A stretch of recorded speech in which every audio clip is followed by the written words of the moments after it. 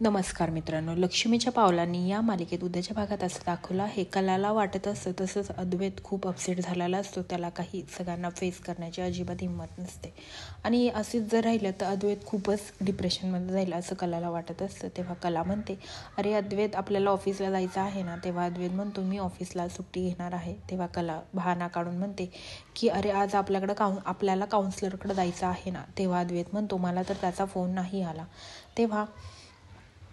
तेव्हा कला म्हणते, अरे मला आलेला. असं बोलून कला त्याला ऑफिसला येण्यासाठी प्रवृत्त करते आणि त्याला घेऊन जाते आणि बाहेर येऊन ती ऑफिसमध्ये फोन लावते आणि म्हणते, आज अद्वैत सर ऑफिसला येत आहे तर तुम्ही छान एक बुके घ्या आणि मी गाडी जवळ आली की मी तुम्हाला फोन करते आणि तुम्ही सगळे बाहेर येऊन उभे राहा आणि अद्वैत सरांचं छान स्वागत करा.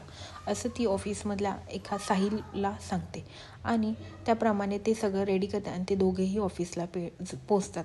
अद्वैत ऑफिसला येऊन रडत असतो. म्हणतो, एवढं सगळं साम्राज्य माझ्यामुळे आज उद्ध्वस्त झालेलं आहे आणि हे सगळं आबांच्या मेहनत आहे आणि आज मला खूप लाज वाटत आहे. असं बोलून अद्वैत खूप अपसेट झालेलं असतं आणि अद्वैत रडत असतो.